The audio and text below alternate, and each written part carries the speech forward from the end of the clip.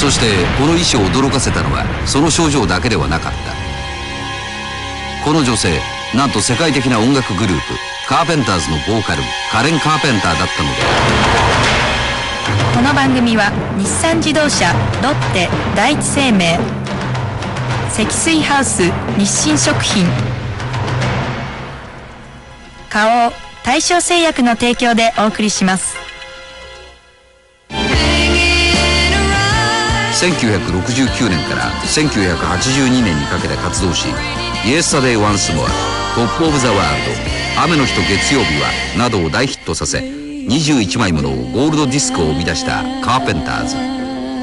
特にボーカルのカレン・カーペンターの澄み渡るような歌声は世界中の人々を魅了した。ところが診療所を訪れた彼女に全盛期の面影はなく、痩せ細った見るも無残な姿であったという。彼女はその後も入退院を繰り返したが病状は回復することはなかった。そして1983年2月4日、32歳でその短い生涯を閉じた。発表されたその死因は拒食症による心臓麻痺であった。拒食症。拒食症とは正式には神経性食欲不振症と呼ばれ、主に30歳以下の女性に見られる病気である。アメリカの精神障害の分類と診断のための手引きである DSM-4 によれば、次の4点が満たされた時拒食症と診断される。1、標準体重より 15% 以上痩せていること。2、明らかに痩せすぎとなったにもかかわらず自分が痩せているという自覚がないこと。3、肥満への極端な恐れがありまだ痩せたいと思っていること。4、女性の場合生理が止まってしまう。さらに拒食症の症状が悪化するとほとんど食事を取らない状態が続いたことにより食べ物を取ると嘔吐してしまうこともあるという。カレン・カーペンターもまたこの拒食症に陥ったため食べ物をほとんど取らなくなってしまい次第に衰弱していった。そして新聞の発表によると心臓が血液を送り出さなくなる心不全に陥り命を落としてしまったのである。実は驚くべきことに現在までに報告されている拒食症患者の 98% 以上が女性であり、そのうちの 5% から 6% が命までも落としてしまっているというのだ。しかしなぜ彼女たちは生命の危険に直面していながらも食べることを拒み続けるのか。そして実はカレン・カーペンターの命を奪ったこの恐ろしい拒食症が全米でなんと500万人に及び、そして今日本の若い女性たちの間でも急激に増えているというのである。私の見たところ拒食症の患者数はここ10年間で5倍以上に増えております。これまでに中井教授が見てきた拒食症患者の数は1980年までは年間10名にも満たなかったという。ところが1985年あたりからその数は急激に増え、1995年にはついに年間50名近くにも達したのである。そしてこの傾向は中井教授のもとだけに限らず日本全国で見られているというのだ。極端に体が痩せ細り最後には死までをももたらす恐ろしい拒食症。一体なぜ彼女たちは拒食症に陥ってしまうのか。そしてそれがなぜ今日本で増えているのか。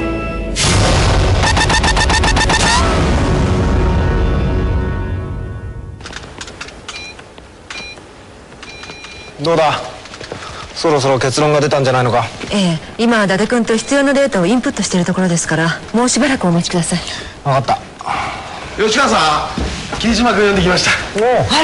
ら、わざわざ行ってきてくれたの？いや、内線で呼ぼうと思ったんですけど資料が重いから来いって逆に呼ばれちゃった。なんだ、インターネットセクションにもこんなデータあったんだ。はい、うちにもダイエットに関する調査依頼メールは山ほど来ていますから、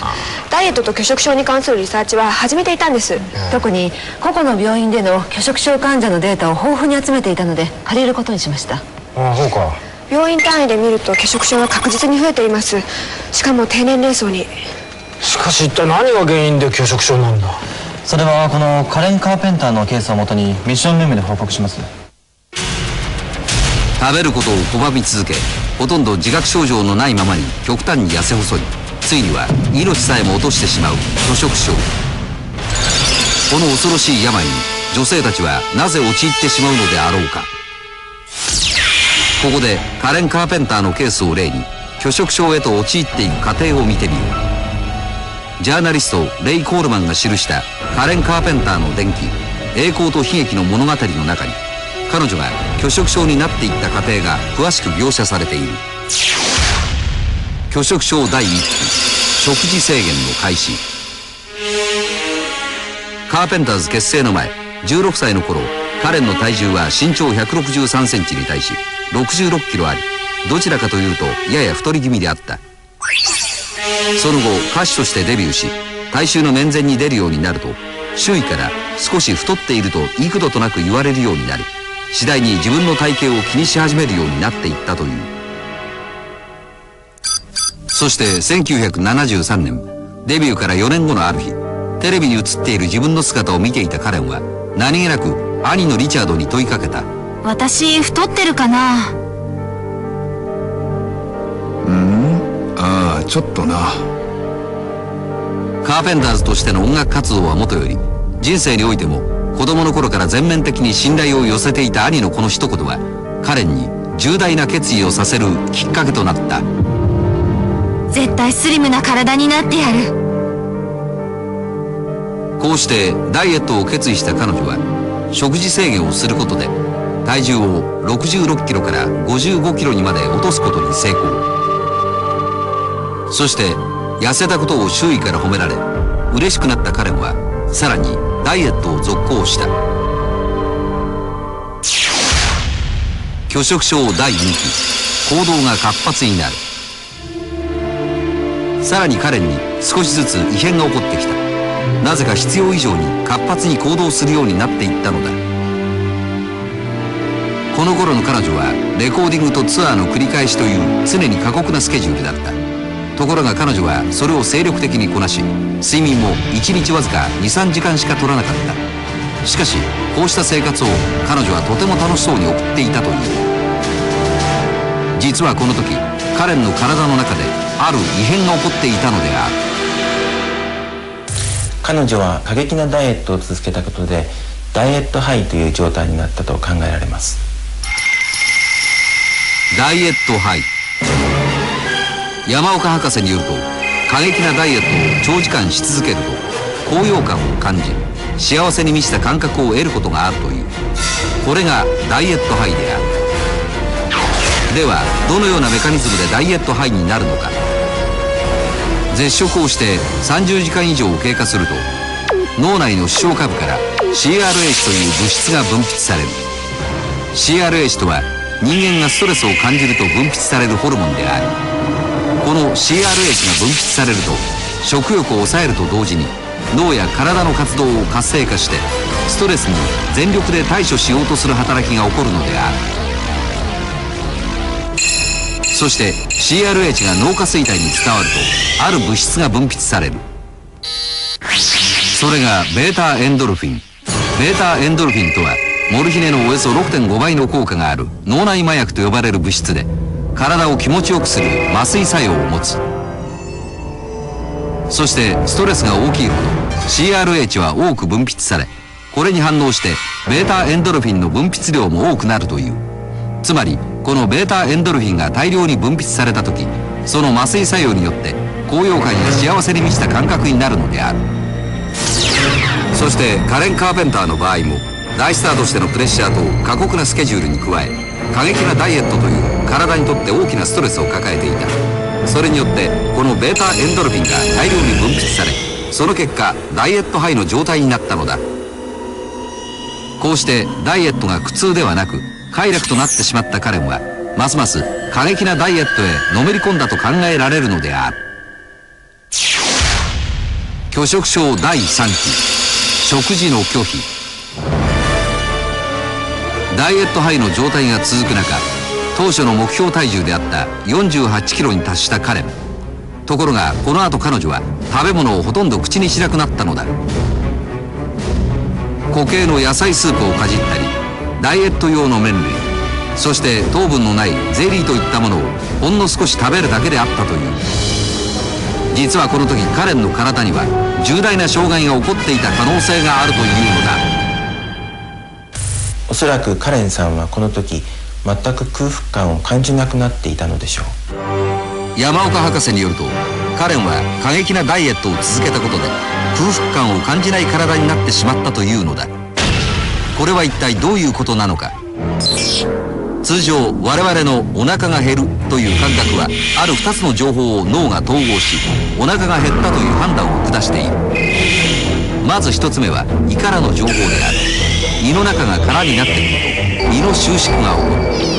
る。そしてその情報は脳の中にある摂食中枢を通る前頭連合野へ伝えられる。そしてもう一つは血液からの情報である。食事によって血液に蓄えられたブドウ糖は体全体で消費され、次第に血液中のブドウ糖の濃度が低下していく。このブドウ糖の濃度は脳の摂食中枢にあるグルコース感受性細胞で測られており、ブドウ糖の濃度が低下するとその情報は前頭連合野へ伝えられる。これら2つの情報をもとに前頭連合野がお腹が減ったという判断を下すのである。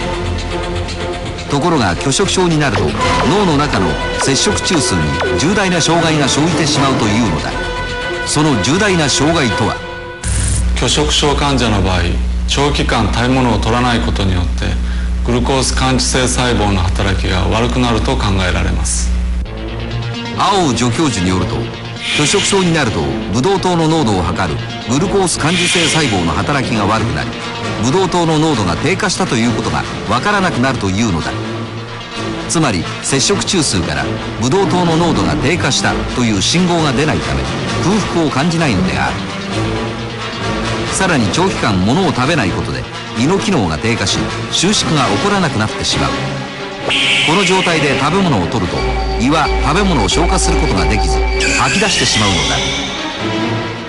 事実その後カレンも心配した周囲の者に勧められ、なんとか普通の食事をとるものの、すぐに嘔吐してしまい、結局ごくわずかな食べ物しか受け付けない体になってしまったと言われている。こうして拒食症に陥ったカレンは体重がわずか36キロにまで落ち込んでしまったのである。脳の摂食障害で空腹を感じなくなった上、体が食べるものを受け付けなくなるのか。ええ、ダイエット範囲のうちはまだいいんですが、この時点で拒食症と診断されます。たとえ拒食症と診断されても必ずしも死に至るってことはないわけだよね。彼も病院で適切な治療を受けていれば死ぬことはなかったかもしれません。どういうことだ。カレンは治療の必要を感じていなかったんです。それどころか一度に下剤を80錠も飲むなど異常な行動をとるようになっていったんです。もしかしてそれも拒食症の症状なんですか？そうなの。拒食症の症状が悪化すると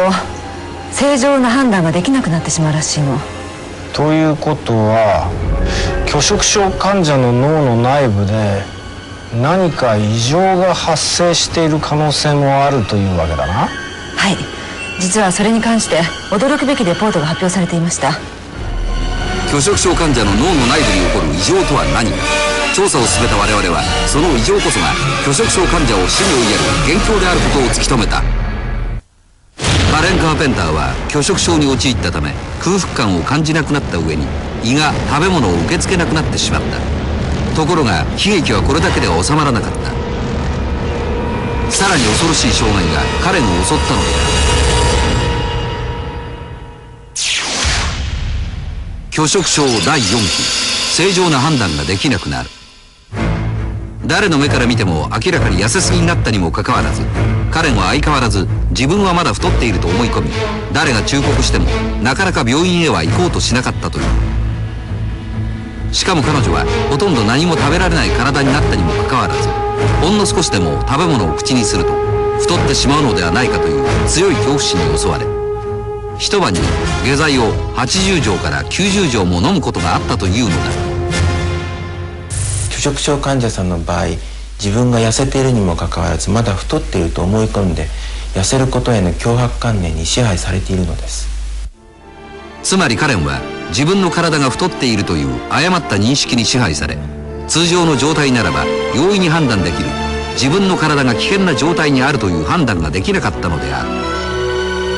ではなぜカレンの判断力はこれほどまで極端に低下してしまったのであろうか。さらに調査を進めると、1977年ノースウエスタン大学エンツマン教授によって拒食症患者の脳についての驚くべきレポートが発表されていたことが判明した。実は拒食症がかなり進んだ患者の脳を頭部 CT スキャンで見てみると、脳全体が縮んでいたのです。エンツマン教授によると、拒食症患者の4人の脳を調べたところ、なんとそのうちの3人の脳が縮んでいたというのだ。この CT スキャン映像の黒い部分が脳髄液である。拒食症患者の場合、脳が縮んだため脳髄液の部分が一般の人の脳に比べて多くなっているというのだ。では重度の拒食症になるとなぜ脳が縮んでしまうのか。これについては様々な説がある。仮説1、拒食症患者は食事ばかりか水分すらもほとんど取り込まないので、脳の神経細胞も水分不足から萎縮してしまうという説。仮説2、また水分を取り込まないことで体内の塩分濃度が濃くなり、その結果脳髄液の塩分濃度も濃くなっている。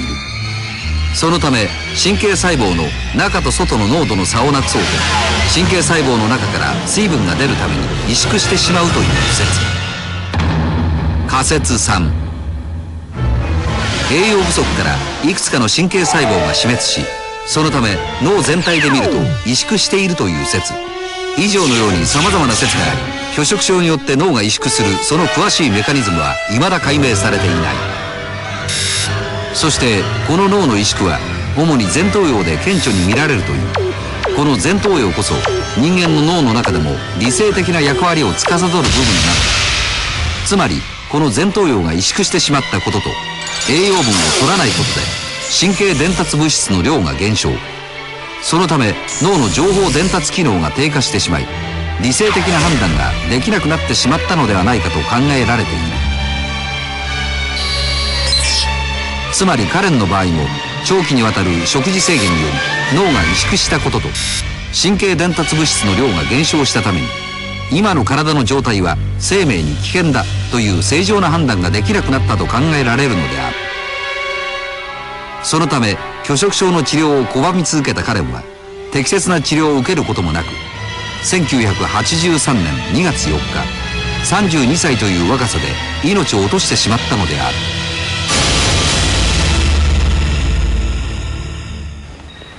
過激なダイエットで脳までが萎縮してしまうなんて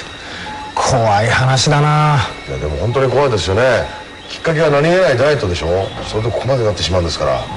ところが最近日本でこの拒食症にかかる若い女の子が増えてるんです。それはさっきも聞いたけど、でもダイエットなんて普通の女の子だったらいくらでもやってることだろう。はい、データによると10代20代の女の子の 70% はダイエットの経験があると言います。でもダイエットをしたからといって必ずしも拒食症になるわけじゃないだろ。はい。じゃあ拒食症になることならないかのその違いは何なんだよ。いやインターネットセクションでそこまでは。それなんですがチーフ、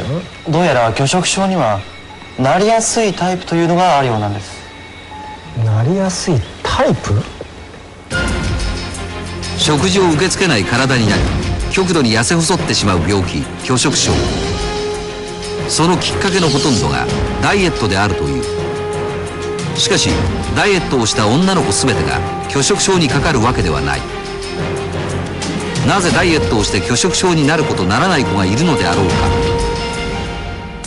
ダイエットは拒食症を引き起こす単なる引き金にしか過ぎません。一つにはダイエットを始める時の心理状態が問題です。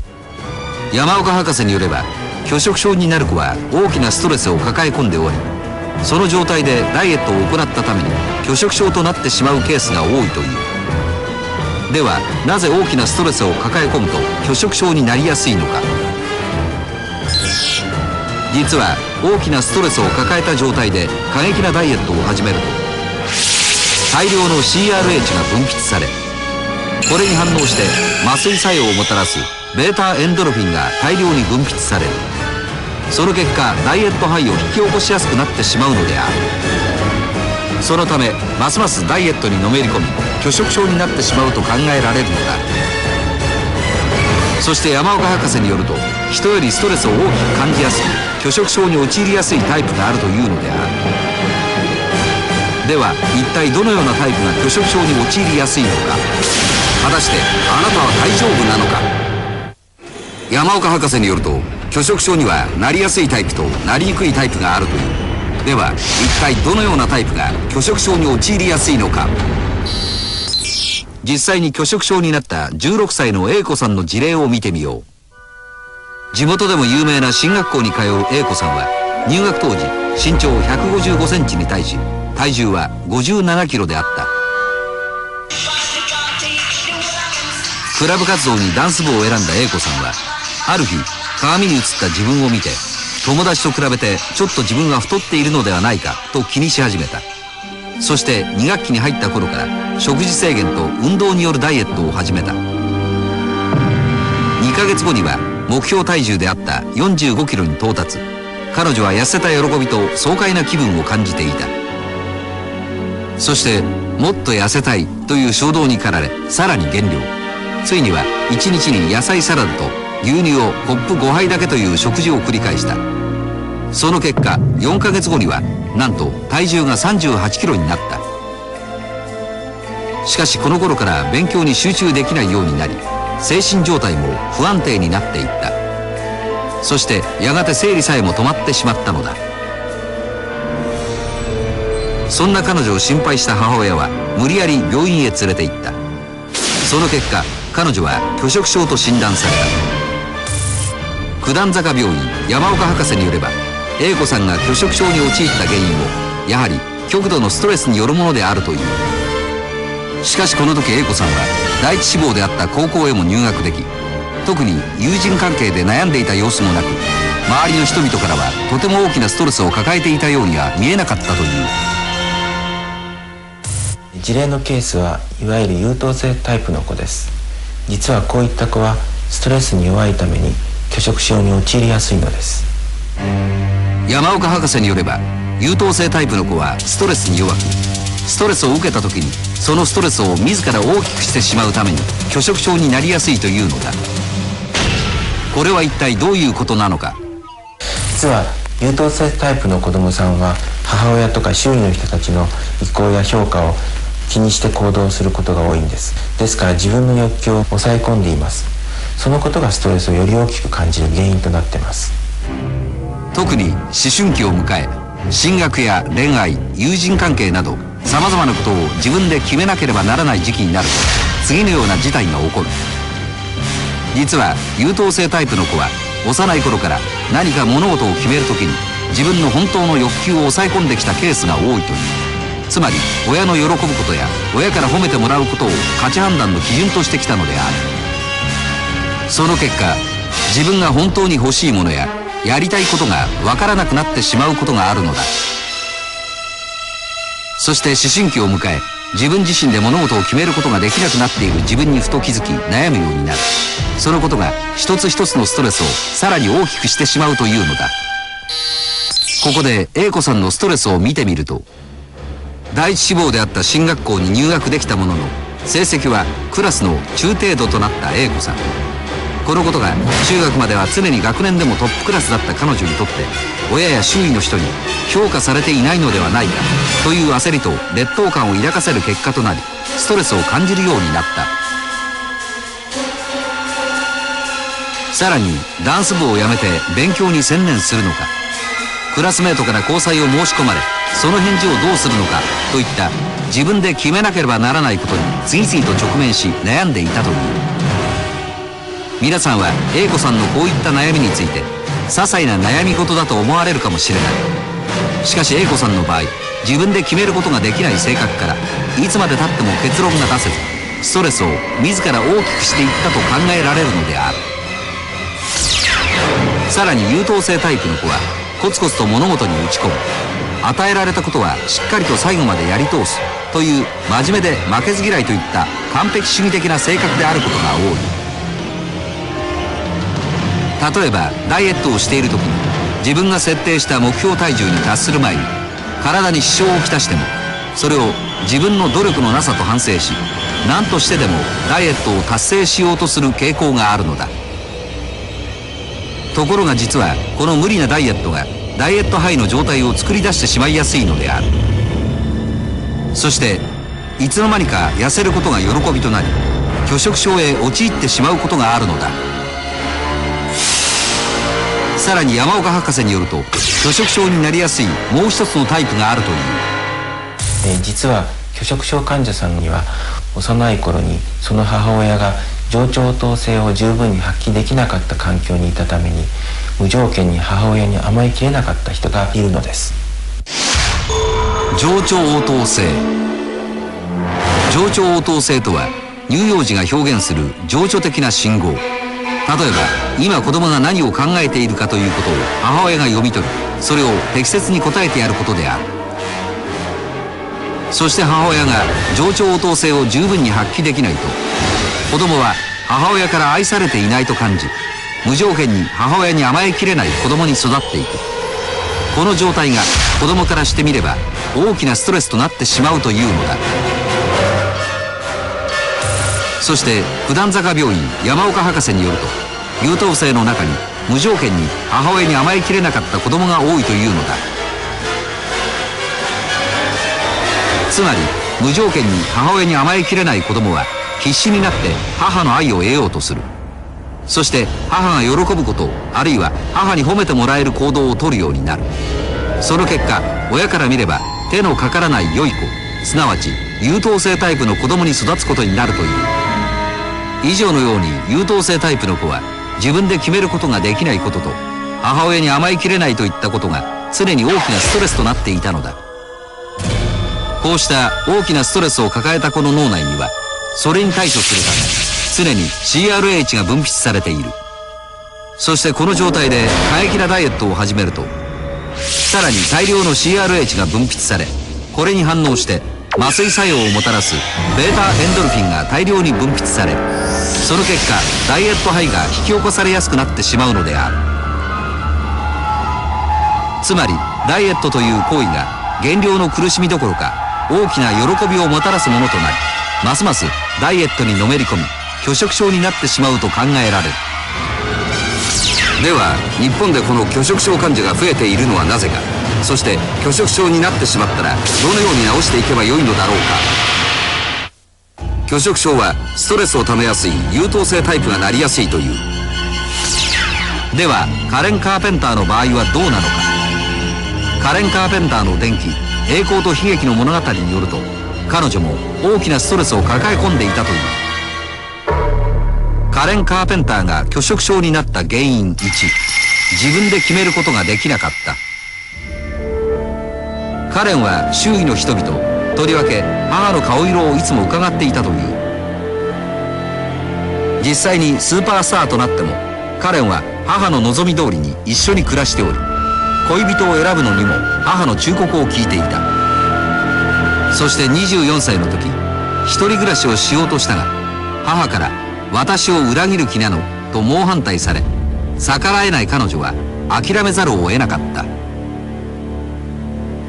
結局一人暮らしが実現したのはそれから2年後のことである。カレン・カーペンターが拒食症になった原因に、母からの愛情を感じ取れていなかった。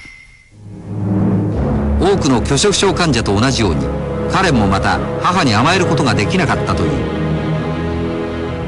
実際カーペンター家では音楽の才能に恵まれ、神童とまで呼ばれていた兄のリチャードが常に生活の中心だった。両親、特に母の関心が兄に向けられている中、カレンにとって母は手を煩わしてはいけない相手であり、甘えることはできなかったのである。それを示すように拒食症に陥ったカレンは、治療のためにカウンセリングを受けている時、実の母親に向かい、私のお母さんになってよと叫んだという。このように拒食症は幼い頃に母親の愛を感じ取れずに育った子や優等生タイプの子がかかりやすい病気であることが分かった。しかしここで一つの疑問が残る。なぜここ数年の間に日本で拒食症患者は増えたのであろうか。まず大きな原因として16歳以下の低年齢層にまでダイエットが広がったということが考えられます。日本で拒食症患者が増加した理由1、ダイエットの低年齢化。ここ近年痩せていることが良いとされている風潮が確実に低年齢層に押し寄せてきた。このためダイエットに初めて挑戦する年齢も低下しているという。しかしそれが16歳以下の場合、まだ自我が確立されていないため自分の体をコントロールすることができず、無謀なダイエットに走ってしまう危険性がある。その結果拒食症になってしまうのだ。日本で拒食症が増加した理由2、少子化による親の過干渉。近年少子化が進んだことで母親は子供一人に対し十分な養育時間をかけられるようになった。しかし子供に構ってやれる時間が多くなったことが子供に対して干渉しすぎることにもなってしまう。その結果子供は自分で決めることができない子に育ち、拒食症の原因となる大きなストレスを抱え込んでしまうことになるという。日本で拒食症患者が増加した理由3、女性の社会進出。社会的に自立する女性が増えてきた反面、現実の社会はまだまだ女性の社会進出を完全に受け入れるまで成熟していない。そのため社会に出た女性たちはそのギャップによる大きなストレスを抱え込んでしまい、それが拒食症を引き起こす原因となる場合があるという。以上のようなことがここ近年での拒食症患者の増加の原因であると考えられるという。では拒食症に陥った場合どのように治療していくのであろうか。ここで A 子さんのケースを見てみよう。拒食症の治療1、脳の機能を回復させる。 A 子さんの治療はまず栄養管理と薬物療法によって脳の機能を回復させることから始められた。先ほど説明したように拒食症になると脳の萎縮によって脳の機能自体が低下している。このため患者の判断力は低下し、精神的にも不安定な状態でとても精神療法などを受けることはできないのである。そこでまず栄養を与え、脳の萎縮を元に戻し理性的な判断ができるようにしなければならない。そしてその後患者の心の問題を解決していくのである。拒食症の治療2、本人に認識させる。いくら体の異常さを訴えても拒食症患者は自分は正常であると信じている。そこで本人に分かりやすい言葉で自分自身に起こっている状態を認識させることが必要である。 A 子さんの場合、血液検査の結果や心電図のデータを見せながら身体機能、特に肝臓や心臓の機能が低下し危険な状態であることを認識させた。拒食症の治療3、心の病を治す。最後に拒食症の原因となった大きなストレスを解決しなければならない。